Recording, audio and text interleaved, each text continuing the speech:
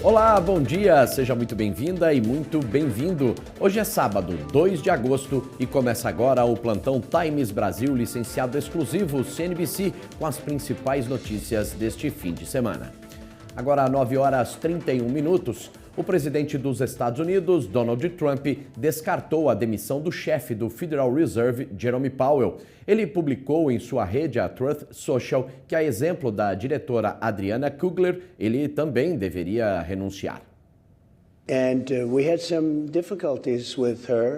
Donald Trump afirmou que indicará um novo presidente para a instituição equivalente ao Banco Central, quando Powell finalizar o mandato que vai até maio do ano que vem. Na publicação na Truth Social, Trump escreveu: "Atrasado demais, Powell deveria renunciar, assim como Adriana Kugler, uma nomeada por Biden, renunciou. Ela sabia que ele estava fazendo a coisa errada sobre as taxas de juros. Ele deveria renunciar também."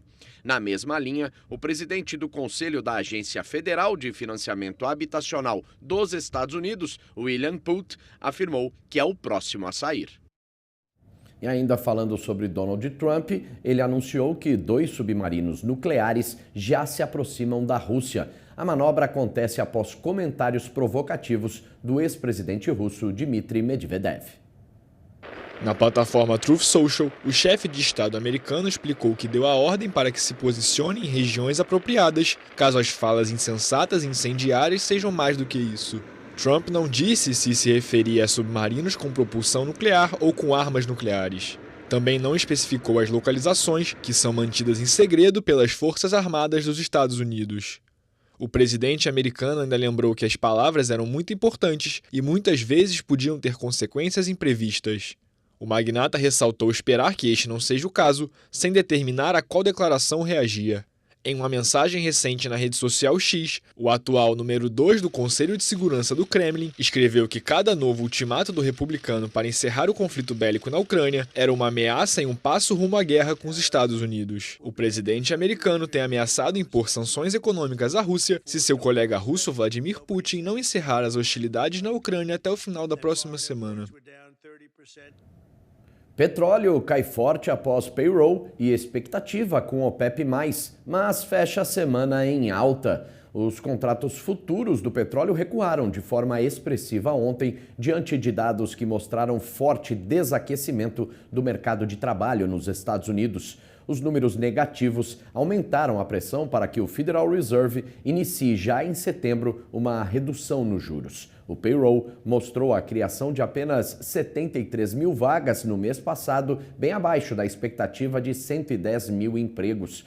O mercado reagiu também à perspectiva de novo aumento de produção por parte da Organização dos Países Exportadores de Petróleo, da ordem de até 548 mil barris por dia. O cartel vai se reunir amanhã para tomar uma decisão. O Brent para outubro caiu 2,83%, cotado a $69,67, enquanto o WTI para setembro recuou 2,79% e registrou valor de $67,33 por barril. Mas na semana, o Brent e o WTI fecharam com valorização de 2,97% e 3,33%, respectivamente.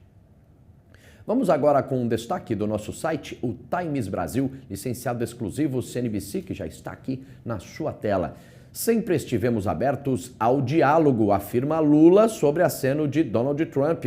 O presidente Lula respondeu na noite desta sexta-feira à declaração do presidente norte-americano de que Lula pode ligar para ele quando quiser.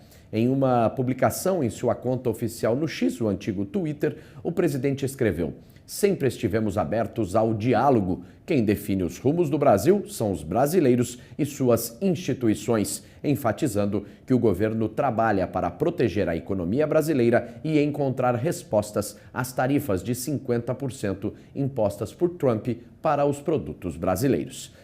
Para ver mais notícias como essa, é só você acessar www.timesbrasil.com.br.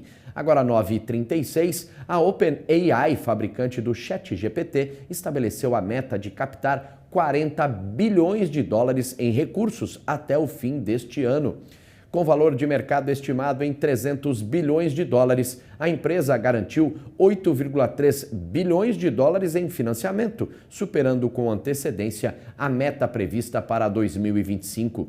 O valor se soma aos 30 bilhões de dólares que a SoftBank já havia se comprometido a aportar neste ano. A OpenAI já realizou a rodada de financiamento mais lucrativa da história do setor privado de tecnologia.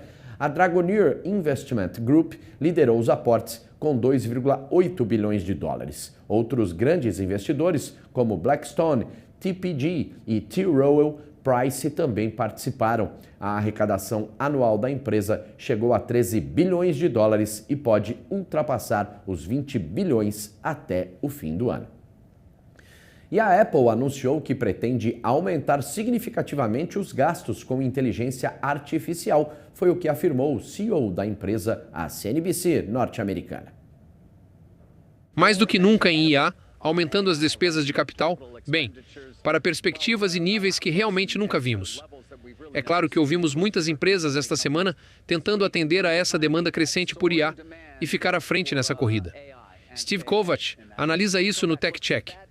Steve. Temos esses novos números de CAPEX de IA, e dentro desses números e dos comentários das chamadas, estamos aprendendo muito sobre as diferentes estratégias de IA de cada uma dessas empresas. Em primeiro lugar, todas estão aumentando. A Microsoft e a Pace gastaram 120 bilhões de dólares, a Amazon 118 bilhões, a Alphabet 85 bilhões, a Meta 72 bilhões. A exceção, entretanto, é a Apple. Conversei com Tim Cook sobre isso. Ele disse que estão aumentando significativamente os gastos com inteligência artificial. Isso se refere tanto a talentos quanto a computação, mas não há um número real. Presumivelmente é muito menos do que os outros. Voltarei à Apple em um segundo, mas primeiro vamos ver o que isso significa para os outros nomes aqui. Meta, eles chamam de IA principal, o que está impulsionando o crescimento dos anúncios, mas o diretor financeiro disse que levará mais tempo para que os investimentos em IA generativa sejam recompensados. Não está claro o que isso significa, mas nós sabemos que a Meta gosta de escalar primeiro e depois descobrir a monetização. Quanto à Amazon e a Microsoft, elas não são realmente produtos de IA voltados para o consumidor. Elas são a espinha dorsal da inteligência artificial na nuvem. O crescimento do Azure da Microsoft está se acelerando por causa disso, e ela precisa de todo esse CAPEX para apoiar o crescimento. Quanto à Alphabet, ela dá suporte a produtos de consumo como Gemini, Search e outros, além da espinha dorsal da nuvem, é claro, assim como os outros dois hiperescaladores de nuvem. Agora vamos voltar à Apple, porque essa é realmente interessante, já que eles claramente não estão gastando tanto. No entanto, algo realmente me chamou a atenção na chamada de resultados. Cook foi questionado se os modelos de IA estão se tornando comoditizados. Ele disse que não queria comentar sobre isso, porque revelaria sua estratégia. Minha leitura é que a Apple está pronta para fazer uma parceria com uma empresa de IA, como a OpenAI ou a Anthropic, para alimentar a Apple Intelligence, como a Bloomberg informou anteriormente há algumas semanas. É claro que é muito mais barato construir em cima dessa tecnologia comprovada, em vez de construí-la do zero. Agora 9h39. Esta edição termina aqui, mas daqui a pouco a gente está de volta com mais notícias para você no Times Brasil, licenciado exclusivo CNBC, a maior emissora de negócios do mundo, agora no Brasil. Até já já.